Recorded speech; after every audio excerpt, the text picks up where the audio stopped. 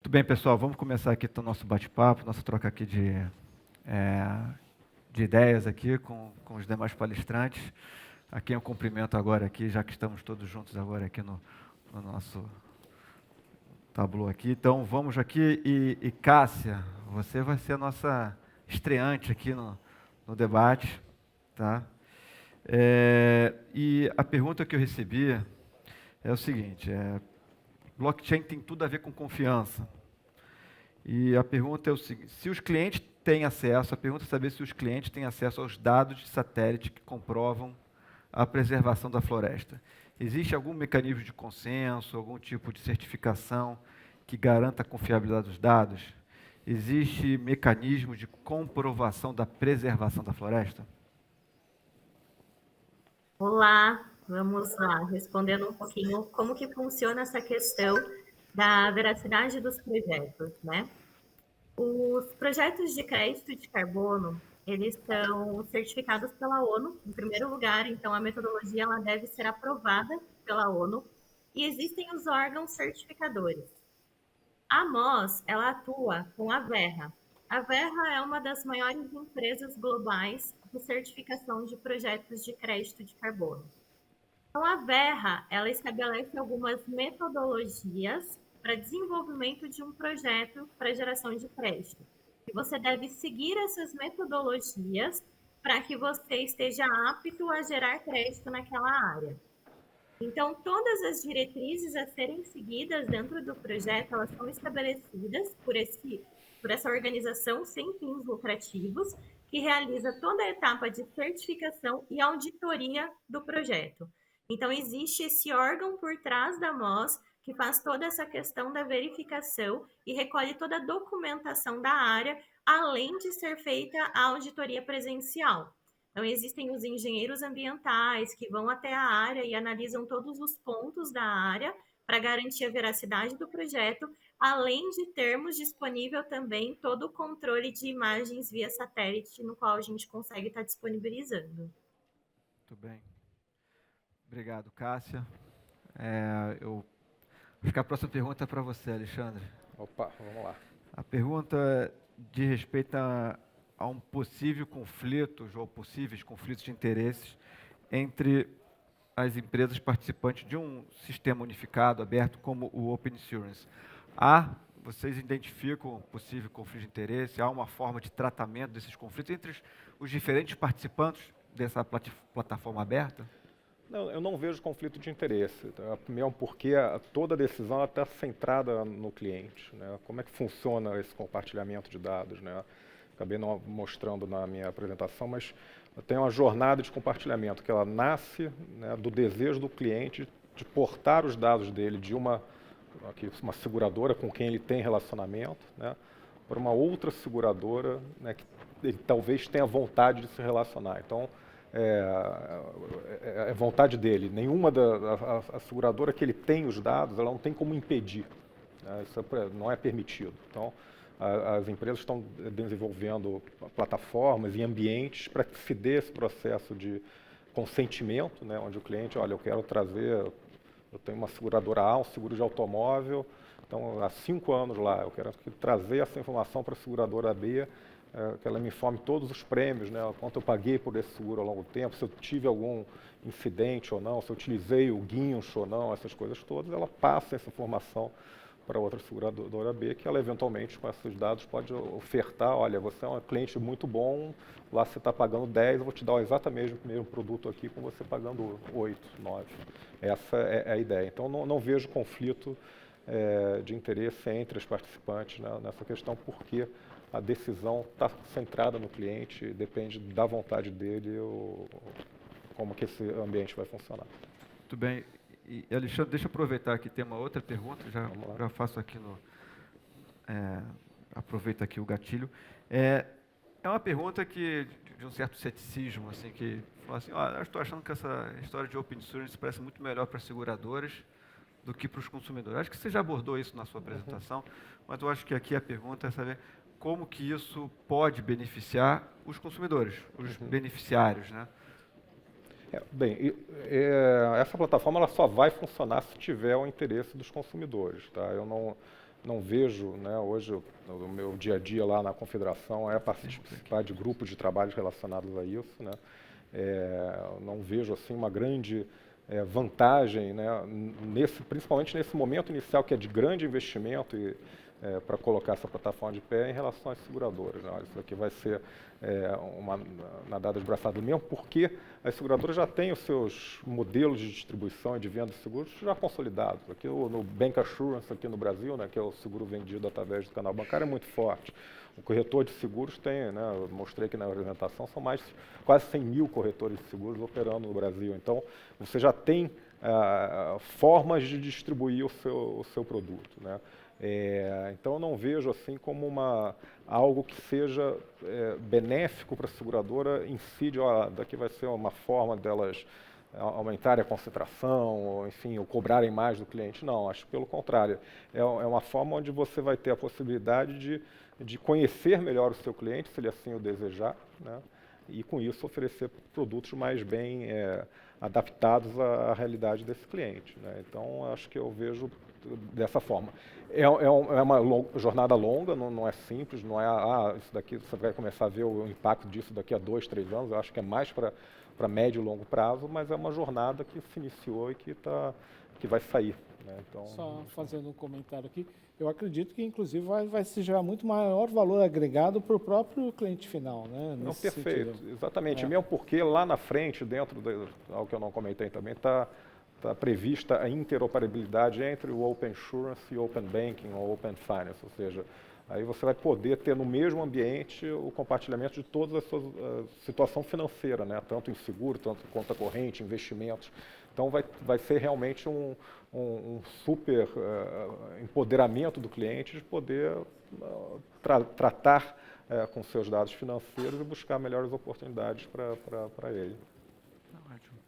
Queria só aqui, antes de fazer a próxima pergunta, aqui, de lembrar a todos que pelo meio do QR Code é possível enviar suas perguntas, então, por favor, aí fiquem à vontade para mandar novas perguntas. Eu tenho uma outra pergunta aqui, que eu vou aqui passar para o Ricardo, embora, claro, ficam todos aqui à vontade para opinar. Né?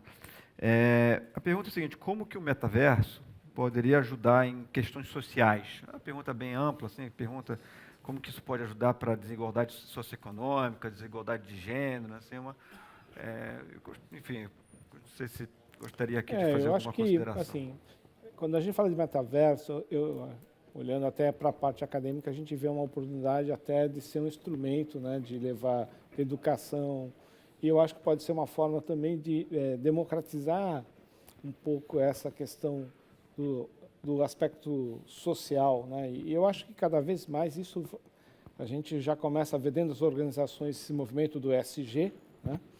E aí eu acho que a gente pensar as organizações olhando no olhar do ESG, trabalhar junto à academia e a gente poder trabalhar um ambiente do metaverso com essa pegada tanto ambiental, né? Olhando com a questão social, eu acho que vai ser algo que vai ajudar nesse processo aí. Não só a gente sempre pensa nas novas gerações, mas também assim, né, os profissionais mais sêniores buscando experimentar e ser uma forma de a gente gerar uma certa cultura nessa relação sinérgica academia e indústria, olhando a parte do ESG, por exemplo, como uma forma de fazer o metaverso ser um instrumento social também, de alguma forma. Muito bem. Tem mais uma pergunta aqui, que eu vou fazer aqui para a Adriana, que é uma pergunta, vou ler aqui a pergunta, né, que acho que é uma pergunta provocativa, mas que traz aí uma oportunidade de um esclarecimento adicional, né, que fala: ver uma empresa de indústria de oil and gas se preocupar com a emissão de gás carbônico na atmosfera é como imaginar a indústria de tabaco se preocupar com a saúde na sociedade. Não seria mais coerente investir o dinheiro no departamento de P&D, imagino que seja desenvolvimento de produto, para encontrar produtos substitutos? Tá, obrigada pela pergunta. Eu acho que a franqueza da pergunta ajuda realmente a gente a explicar o que talvez não tenha ficado muito claro, né? Assim, comparar não vou falar aqui muita coisa, mas comparar, eu só vou dizer que o tabaco não é necessário para a sociedade e a energia é vital para a sociedade. Então, a gente não consegue, de certa forma, comparar. Mas a pessoa que perguntou foi no ponto estratégico da nossa empresa, que é da nossa empresa não, a minha empresa Shell, que eu conheço, mas todas as empresas com certeza Do setor, né? do setor. Nós estamos sim investindo e muito nos produtos substitutos, muito. Então eu vou dar alguns exemplos aqui. Shell, vocês me desculpem, mas é o meu só aqui no Brasil, e aí quando você pensa globalmente, você multiplica isso aí por uns 100 vezes, provavelmente, ou até mais, são 70 países, alguns até maiores. Mas só aqui no Brasil, nós estamos investindo, junto com a Gerdau, em Minas Gerais, numa planta de energia solar, que é uma energia importantíssima, mas que tem que se desenvolver para se tornar comercial. Estamos abrindo em Macaé uma planta de energia elétrica, onde a energia é vinda do gás que vem das nossas operações de petróleo, e isso evita com que esse gás seja desperdiçado, seja reinjetado e uma série de coisas. Temos a Raízen, que é uma joint venture da Shell, que trabalha, já está investindo muitos milhões na parte de biocombustíveis de segunda geração, ou até de terceira, né, mas é uma coisa muito diferente, que é o etanol, mas o etanol cada vez mais emitindo menos CO2, fazendo isso tudo.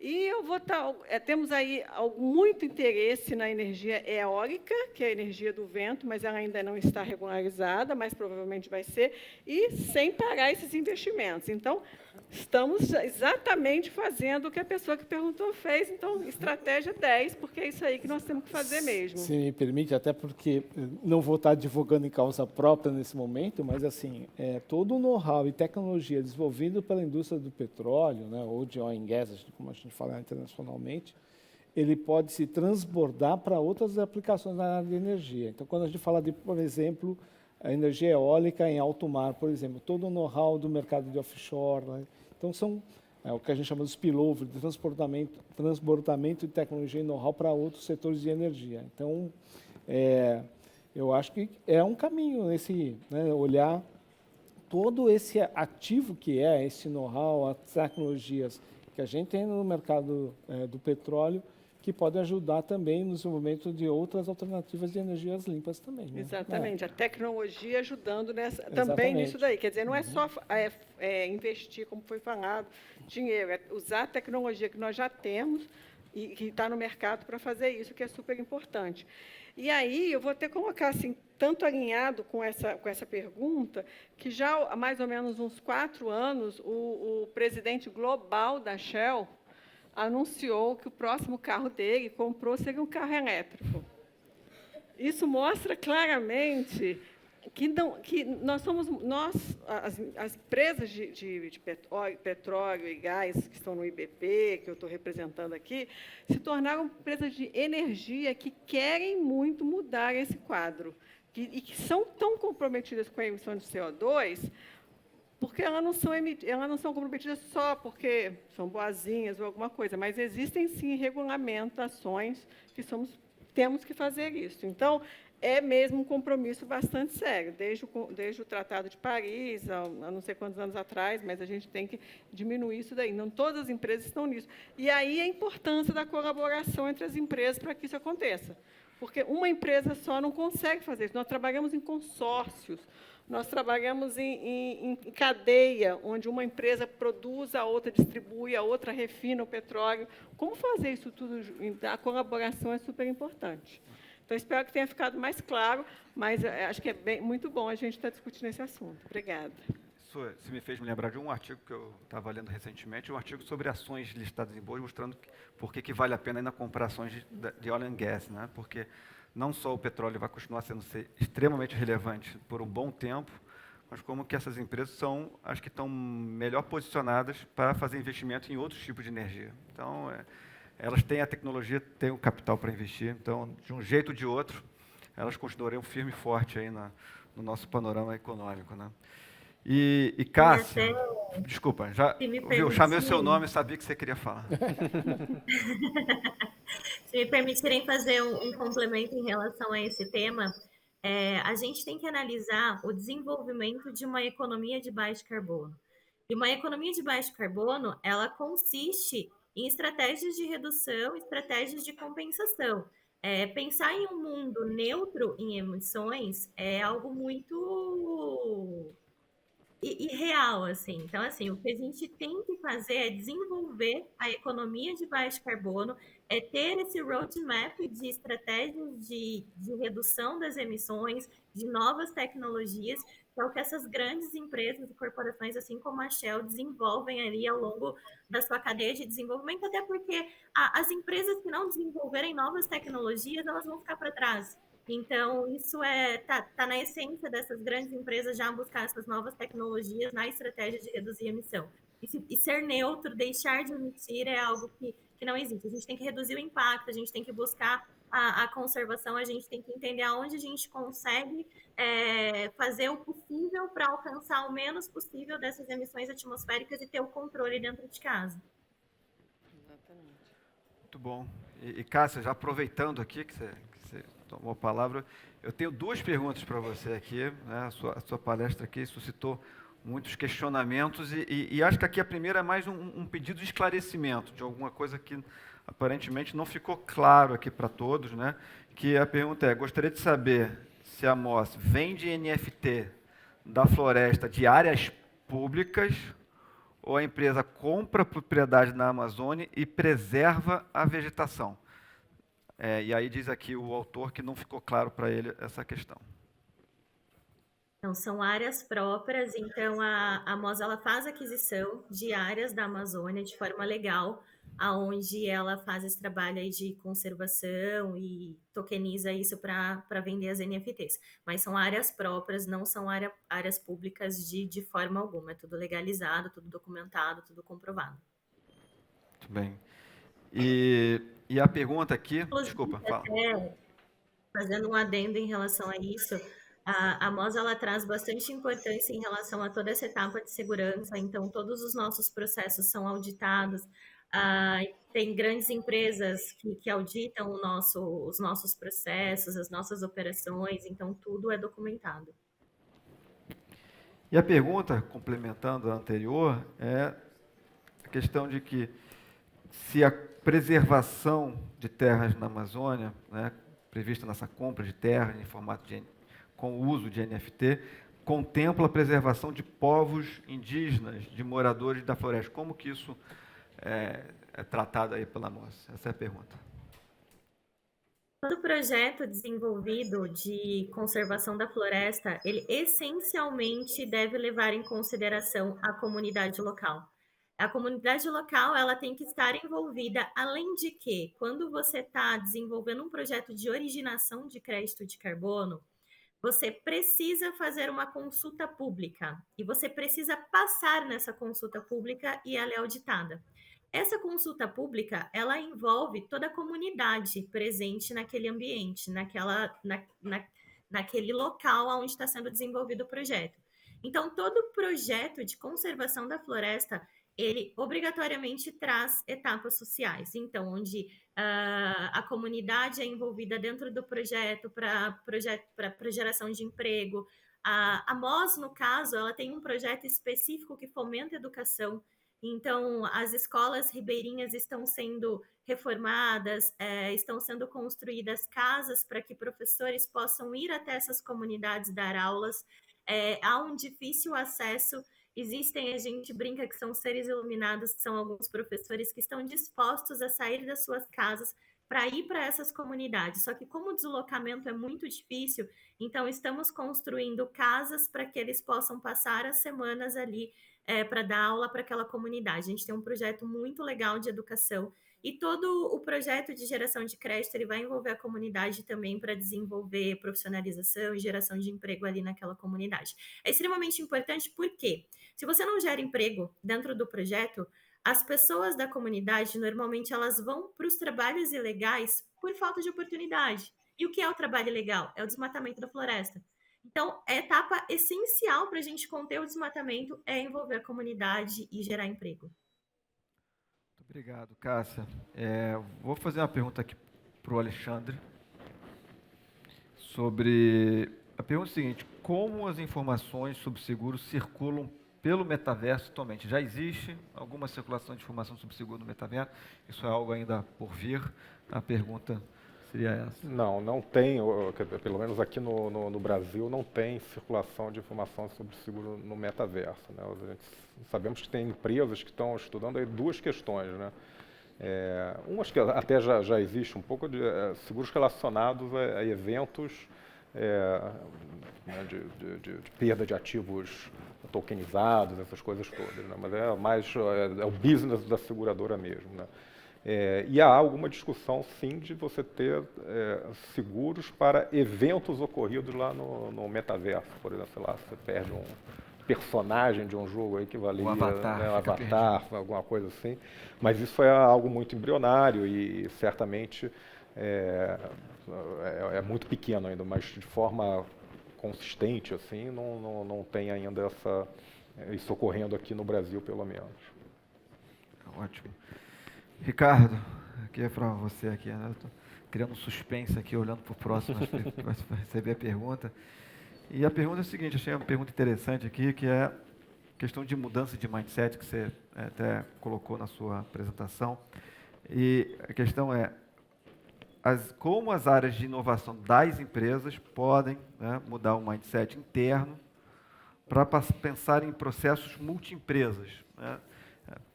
Como que isso poderia se dar, né?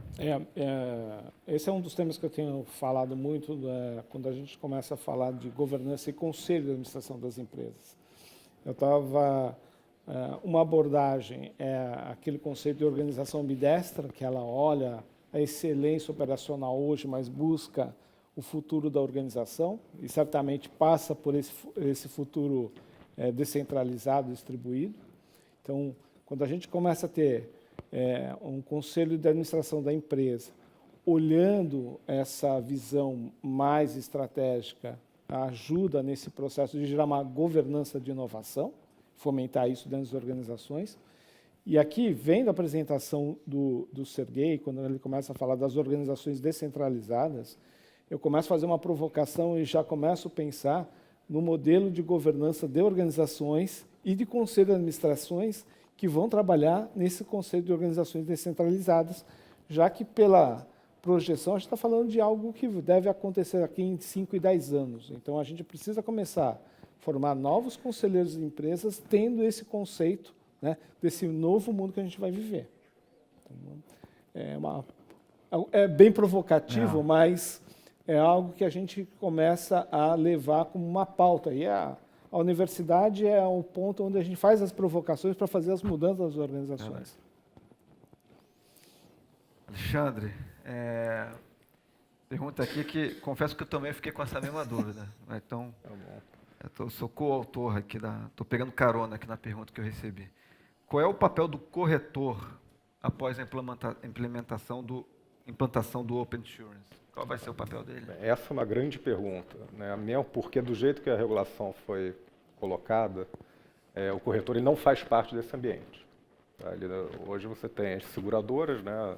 Entidades de capitalização, entidades de previdência, e uma entidade que o órgão regulador criou, que não existia, que é a tal Sociedade Iniciadora de Serviços Seguros, que vai fazer exatamente a mesma coisa que o corretor faz, ele só te chamou de outra coisa. Tem uma obviamente, ela precisa ser uma sociedade anônima, né, tem que ter, obviamente, regras de segurança cibernética, de governança de dados, essa questão toda, para poder operar no Open Insurance. Mas hoje, da forma como está o modelo, né, o corretor está alijado desse ambiente, né?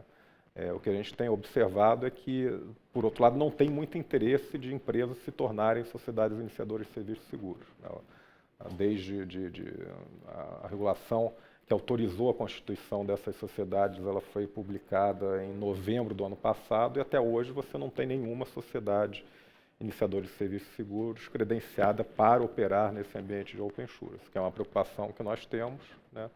ainda que dentro desse ambiente de Open Insurance você possa ter a tal venda direta, né, que é sem o corretor, né, o segurado junto com a seguradora ali resolva fazer uma cotação e acabar comprando o seguro. Mas hoje ele não está dentro. E aí a grande questão é se o cenário continuar esse, vai depender de como é que o Open Insurance ocupa espaço, né? Lembrando que eu comentei na minha apresentação, a gente tem, né, em termos de prêmio per capita, né, prêmio aqui no Brasil, algo em torno de cento e poucos dólares por pessoa. Eu estou falando dólar que a gente sempre se compara com internacional. Assim, em termos de PIB, é em torno de 6% do PIB em prêmio. É pouco. Tem muito para crescer ainda. Então, no fundo, tem espaço para todo mundo, né, seja corretor, seja venda direta, seja Open Insurance, tudo. Então, como esse negócio vai caminhar, só o tempo vai dizer, mas hoje, do jeito que está, ele não transita nesse ambiente. Muito. Adriana, recebi mais uma pergunta aqui para você. E eu acho que tem a ver com o fato, né? Você esteve aqui com o chapéu do IBP, né? E a pergunta é: o grande desafio, né, é construir a governança e as regras para que haja colaboração entre os concorrentes, né? É uma questão tecnológica, mas não seria, então, uma questão... A questão não seria maior do que a tecnologia? Quer dizer, não haveria também uma preocupação com o modelo que vai permitir que o setor, que são de empresas concorrentes, né, possam avançar juntas para o desenvolvimento de um novo modelo? A tecnologia é só um enabler, né? Que é assim, ela permite que se faça. Eu até usei, né? Ela ajuda a entregar o sonho, mas antes de tudo, as empresas têm que se alinhar em termos do que elas querem trocar ou não, qual é o benefício, qual é a governança, como você bem citou. Por exemplo, esse projeto que nós estamos fazendo ainda, um pré-projeto, junto com a PUC, de um canal único de dados, ele passa muito por uma pesquisa de governança e até já começa a pensar nessa governança aqui do DAO, né, da descentralização. Não que elas vão ser uma entidade, uma DAO, mas já pensar em como é efetivo, que é o grande desafio, como é efetivo quando você trabalha com várias empresas, porque todo mundo que trabalha dentro de uma empresa só já sabe que já é um super desafio chegar a um alinhamento, a uma governança, a uma decisão que seja mais ou menos consistente para todos. Então, eu concordo, o grande desafio não é tecnológico, não é nem ao menos a modelagem de dados, é realmente entender os propósitos, é entender onde a gente pode chegar e, principalmente, colocar uma governança forte que entenda o que é o benefício para toda a indústria. Porque, antes de tudo, quando a gente beneficia a indústria como um todo, a gente beneficia cada empresa em particular. De alguma forma, a gente está falando até de ressignificar o setor de alguma forma, né? Repensar um modelo atual e olhar dentro de um futuro o que é o setor que vai se reinventar de alguma forma, né, com todo esse processo. Exatamente. Então, assim, existem várias barreiras. As pessoas ainda pensam em dados como coisas do tipo, eu não vou te passar o dado porque eu estou passando informação demais ou alguma coisa assim que pode me prejudicar. E, gente, a democratização de dados é fundamental. Você não passa dado competitivo, você não passa dado confidencial, mas o dado que pertence à transação que você faz entre empresas tem que ser democratizado. Mas existem ainda mindsets, aí eu volto à história do mindset, de que isso não deveria, pode não acontecer. Isso é o principal desafio e vai ser vencido com uma governança forte. Bom, nós estamos já terminando aqui o nosso tempo, mas eu acredito que há ainda espaço para uma última pergunta, que é para a Cássia. Aqui. Cássia, a pergunta é a seguinte: o token MCO2 já é comercializado mundialmente? Quais são os desafios para a sua expansão? O token, a MOS é uma empresa global, então o MCO2 é comercializado globalmente. O MCO2 ele é um token composto por 4 projetos de crédito de carbono, são 4 projetos de conservação da floresta amazônica. Então, nós inserimos esses 4 projetos, porque são projetos que cada um agrega ali uma característica, cada um está em uma região do bioma amazônico, então, para diversificar o token. E qual foi a última pergunta? Desculpa. A pergunta é, se já era comercializado mundialmente, e a sequência é saber quais seriam os desafios para a expansão do token. Na verdade, em relação a desafios para expansão, eu acredito que o maior desafio que a gente tem hoje é em relação ao engajamento de empresas menores. Quando a gente fala de grandes corporações, multinacionais, elas já trazem na sua essência essa questão de se preocuparem com a redução das emissões, de compensarem as emissões por meio de incentivos de projetos socioambientais. E o grande desafio da MOS hoje é engajar outros perfis de empresas menores, pequenas e médias empresas, para conseguirem também trazer essa agenda climática para dentro da sua realidade. Então, até a tecnologia a gente agrega dentro do nosso projeto, então temos algumas calculadoras automatizadas. Então, por exemplo, para empresas que possuem apenas atividades administrativas, a gente tem uma calculadora totalmente automatizada que você responde algumas questões ali, você consegue saber quais são as suas emissões e consegue já ter a possibilidade de compensar. Então, eu acho que o maior desafio hoje é conseguir engajar cada vez mais empresas e também pessoas, então, pessoas físicas também, assumirem esse compromisso com o clima, de compensarem ali a sua pegada, de assumir essa responsabilidade. Não é porque eu, pessoa física, eu também tenho a minha responsabilidade, eu tenho meu consumo diário, eu gero emissões de carbono, então eu não vou levar essa responsabilidade somente para as indústrias, para as empresas que têm ali um processo produtivo. Eu assumo também. Então, acho que o maior desafio é isso, é a gente educar, é a gente engajar pessoas e empresas independentes de perfis para assumirem esse compromisso. Muito bem, Cássia. Chegamos aqui então ao fim. Queria agradecer aqui a Cássia, a Adriana, ao Ricardo, ao Alexandre aqui pelos esclarecimentos que foram prestados. Agradecer a todos que também enviaram suas perguntas e a todos e a todas aqui que nos acompanharam aqui nesse painel. Muito obrigado, uma boa sequência. Obrigado.